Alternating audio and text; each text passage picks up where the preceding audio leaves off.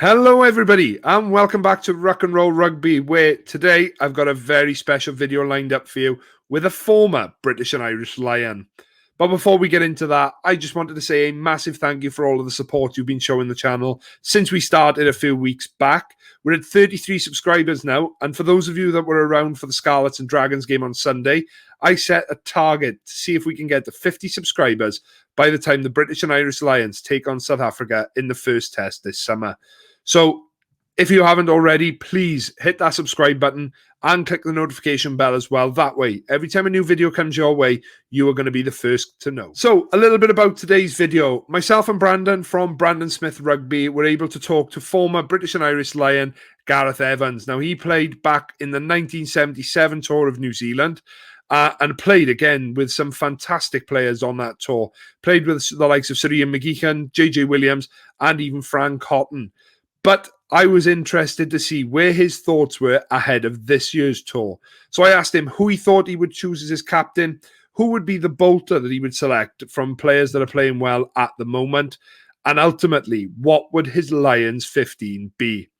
So, hope you enjoy the video, guys, and let's get into it.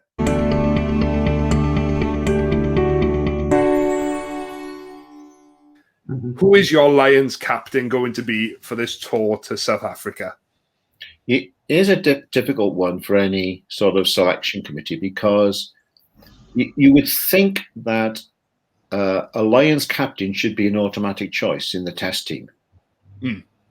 Over the years, I can tell you that that hasn't worked all the time. There have been several occasions where people have been made captain and have been struggling to make the test side. And I don't know whether there's any sort of candidates that you could say they are certainties for the test team. The one I'm going to go for, though, is Alan Wynne-Jones.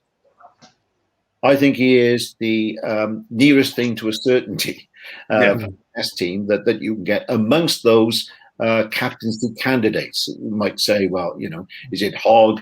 Itoje's like a red card waiting to happen, I think. You have to be very careful with him. Hogg, no, I'm going for Alan Wynne-Jones as captain. And you both, I like that a lot. Yeah, Brandon and I have discussed this in depth, and very similarly to yourself, we said that if you look at all the candidates, and what myself and Brandon did, we looked at it from terms of we took the four captains of the national sides, and then we also picked two bolters that we thought could potentially reach in there. And Brandon discussed Maro Itoje's standpoint, and I'm very much with you, Gareth, that although you cannot underestimate the young man's talents, he really, really is. If he can tailor certain parts of his game to make sure that he fits the mold that modern rugby is going now in terms of the discipline and the way that the game is played, he is going to be one of the greats. But I think you can't avoid the leadership abilities of Alan Wynne-Jones. I think he is the perfect man for the job, even though he's an Osprey. But we won't gripe over that. But you mentioned there, we've seen the likes of Louis Rees-Zammit, and we just said now about players that sort of have come from nowhere almost and now almost in contention for this Lions selection. If we look across the border, you've got the names of the likes of Joe and Sam Simmons, who are almost called these bolters. We look back to the 2009 tour when Keith Earls was named in the Lions squad before he'd ever played a game for Ireland. So from your assessment of rugby at the moment, we've looked at European games over recent times. I know you're a big fan of the club game, but who would you think would make a good wild card potential option for Warren Gatland on this Lions tour? From what I've seen recently, I think that Simmons has got a chance, number 8. But as a name that hasn't been mentioned, I don't think by anybody, and I think he's got a chance, a slim chance, but with Townsend there, I think he's got a reasonable chance, and that's Ali Price. Okay. I thought he had a really good game against France. That was his best game of the championship. It wouldn't surprise me totally if that guy went. Wouldn't surprise me. I think from myself and Brandon, again, we've talked about this on various videos, but I think Price looks very good when he's got Russell outside him. And I know obviously that's only come back as of recent times when Finn Russell came back into Scotland contention. I do like the look of Ali Price, and I think 9 is probably the one position you've got to say at the moment that Gatland will be looking and going, there's not a definite 9 from within the national teams that I think is the perfect starter for the 9. So I think he will be looking at potential options. I do like the look of Ali Price. Myself, I agree with you with your first option. I think Simmons, he gives us a different element. I think we've got fantastic back rowers.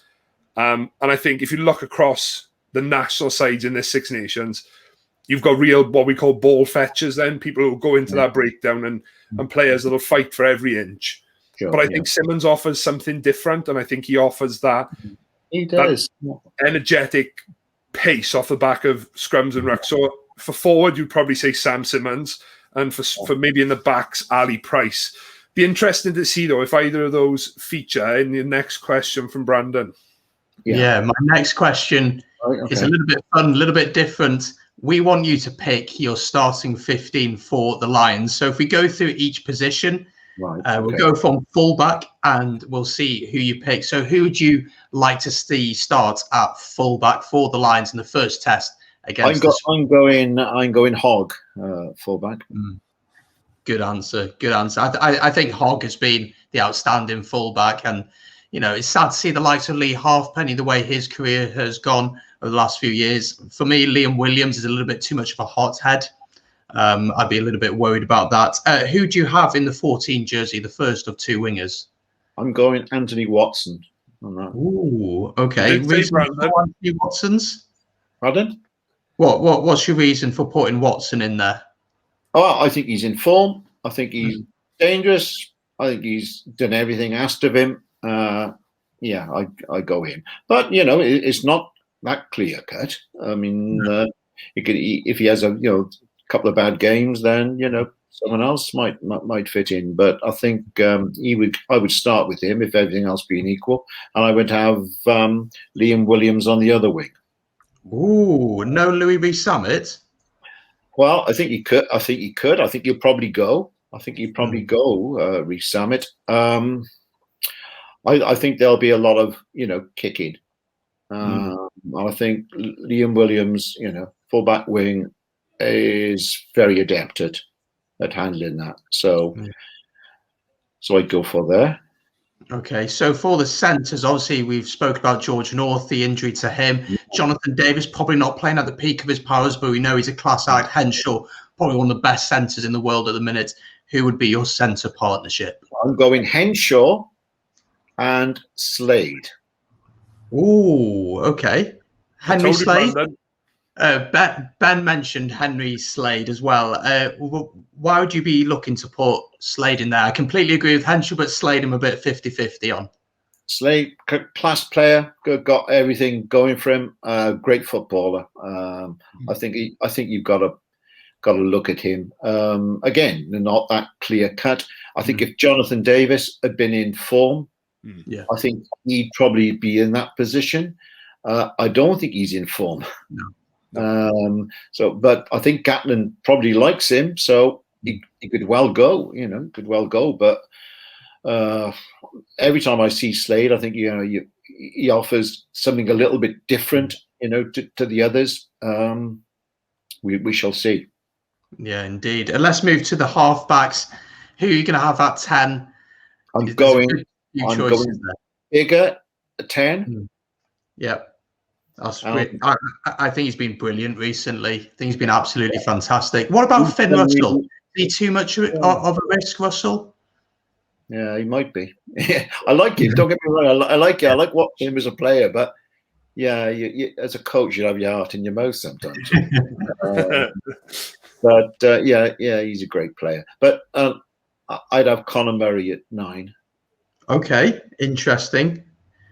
Yeah, as Ben said, I think that 9 jersey is very much up for grabs. Obviously, we had Thomas Williams down at the Blues, had an injury, but has been playing really well when he's had chances this season for Wales. For England, Ben Young's very experienced, Conor Murray at 9 for Ireland, and then you got someone like Ali Price in Scotland. And let's move to your front row. Who do you have in your front row? This is really my area of expertise. Yeah. I think Ken Owens will hook, and I think Furlong will be the tight head. Okay.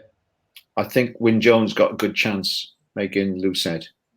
Yeah. Well, I think that's a brilliant front row. I think you've got Ken Owens, absolute warrior. He'll carry the ball hard. The line out improved a lot, whereas Wyn Jones had a fantastic Six Nations. Then Furlong, I mean, if you can sidestep a couple of Scottish backs, then you deserve to be in the team. Furlong's a shoe-in, I think. I think he's outstanding. Second row, Alan Wyn Jones and Itoje. Oh, okay. You were talking about. I am going to pick him with a a caveat that you got to be even properly, because I think Ben, as you say, he's a hell of a player, Itoje, but he can be a bit of a liability sometimes. So as long as he can curb himself, he's in. Ryan's got to be in with a chance. Byrne, I think that Byrne they're probably looking at as a back row, a 6, I think. Yeah, I think he'd be a good 6. He's not going to be in my test team, but I think he's got a chance of being in that side. Yeah, I think Byrne over the ball was incredible throughout the tournament, wasn't he? And absolutely fantastic. Let's get to the back row then. Loads of great players. I got a shoe in there with Faletau. At 8? Faletau at 8, yes. Faletau at 8. I got Tipperick at 7. Oh, okay. And I've got Curry. Curry at 6. No place for Hamish Watson in the team? Well, he's got to be a hell of a player to be above those two, and and he's a good player, Watson. Don't get me wrong. I like him. I like Byrne at 6 as well. And I think that's possibly could happen somewhere. But I think Curry will take a bit of leaving out. Yeah. I think this form. Yeah, I think that the 6 jersey is probably the one where you think there's going to have to be a player in there that's adaptable, because if you look across the Six Nations, if you look at the options through the Six Nations, obviously Underhill would have, if you'd have gone back a few years ago, for me, Underhill was my 6 for the Lions. Because I just think that he's an absolute freak on the field. He's so talented. But obviously he's injured, so he didn't play anything during the Six Nations. So I think 6 is one of those things that it is going to have to be these players with adaptability. So you could see Byrne, you could see the likes, our players going to have to be asked to switch across, at the end of the day. And I know that this was mentioned on other Lions stores, it's just a number on your back. If they go out with a certain game plan and a certain mindset, I don't think it matters whether you've got 6, 7 or 8 on your back, which I think that's where Simmons could come into the equation. I think that's where Byrne could come into the equation.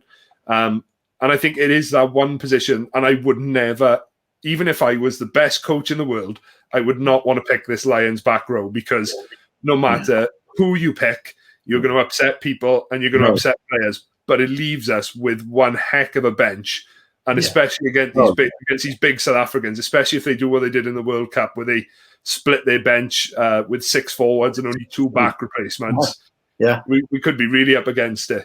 Yeah, no, and there's one bloke who never gets mentioned, and I don't think he'll go, but he's not far away. He's Richie. Yeah. Yeah. I think he's been tremendous, Richie. But there's so much competition, as you guys say, in the back row, that he probably ain't going to go, but he's an outstanding player. So it depends where the Stander goes. I'm not sure about Stander, whether he's going to get on the plane. But I mean, if you got a back row of, any 3 from 5 of the 3 I named plus Watson and Byrne, it's going to be a good back row, isn't it? Yeah, definitely. And the battle of the breakdown is going to be key. So if we quickly go through your team, so you got Hogg at 15, Anthony Watson and Liam Williams on the wing, Henry Slade and Henshaw in the centres, Bigger and Conor Murray at 10 and 9. In the front row, you've got Wyn Jones, Ken Owens and Furlong, Itoje and Alan Wyn Jones in the locks. I assume Alan Wyn Jones is your captain, as you said before. Alan Wyn Jones is captain. And then Curry, Tipperick and Faletau in the back row. That's a heck of a team. Sorry, go on, Gareth.